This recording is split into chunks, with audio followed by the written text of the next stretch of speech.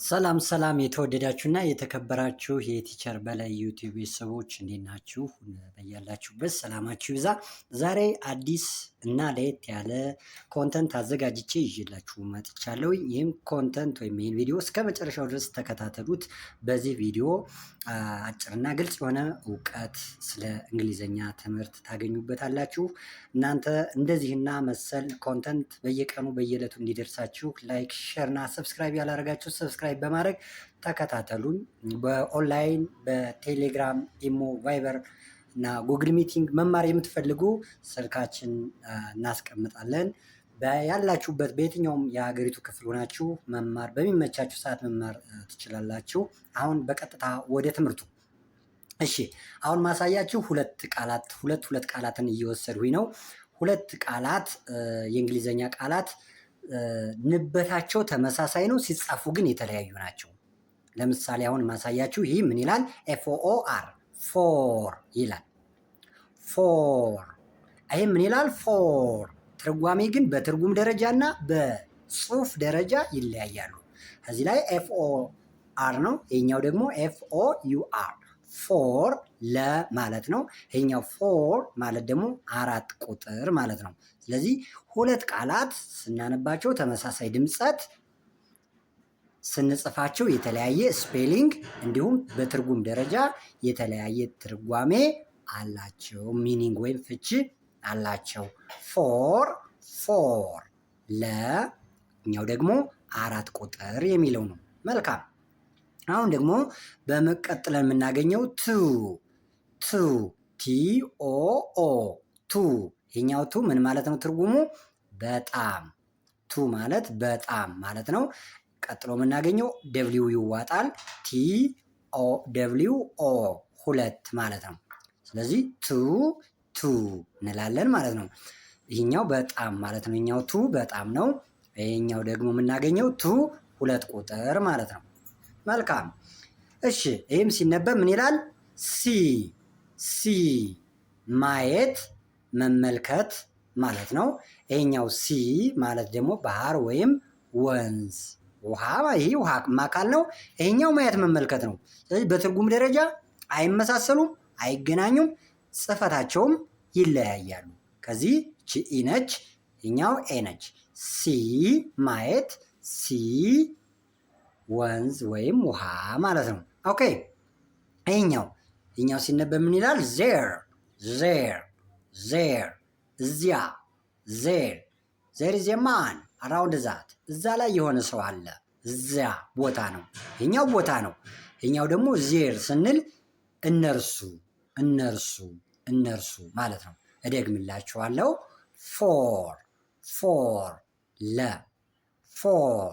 ፎር 4 ቁጥር። ቱ በጣም፣ ቱ 2 ቁጥር።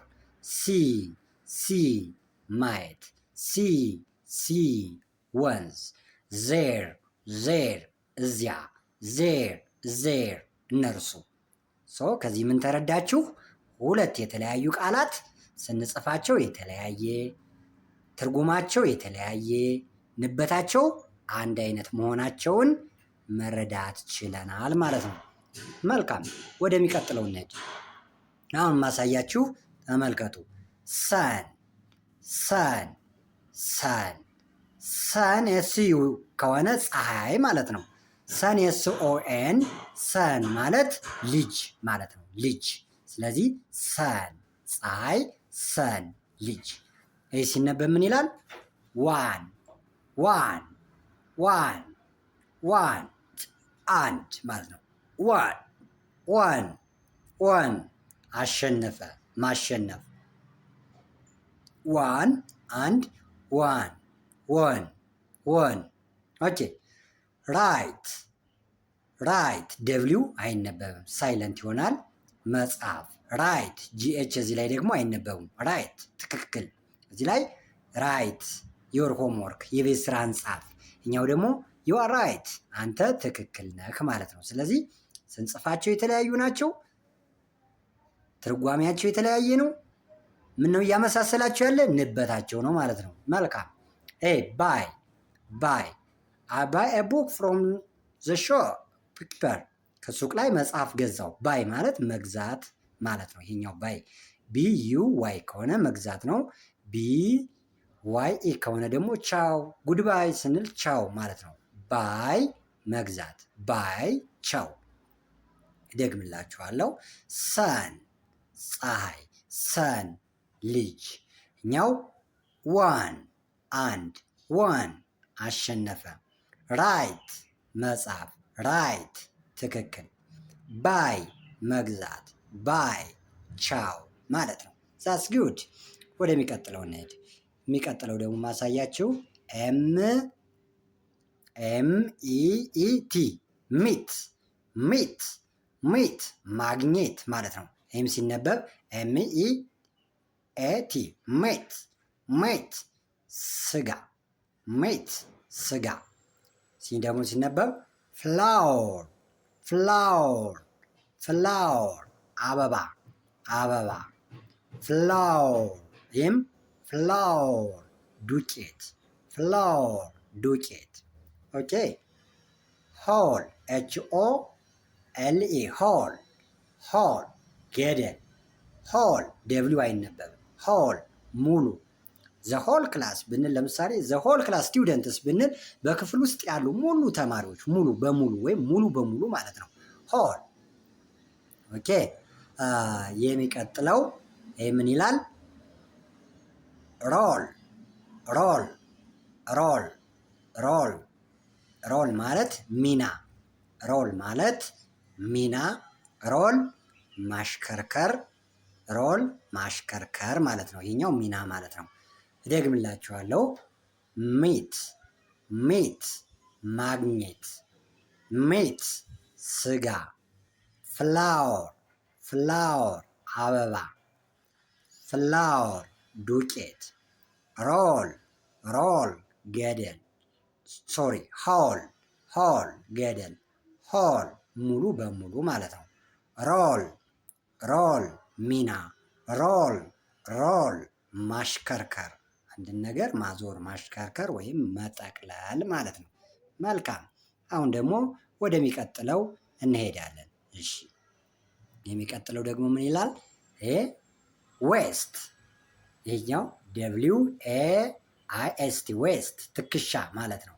ዌስት ሲነበብ ዌስት ትከሻ፣ ዌስት ቆሻሻ። ይሄኛው ደግሞ ሲሆን የወደቀ ቆሻሻ፣ በአካባቢ ሊበክል የሚችል ቆሻሻ ማለት ነው።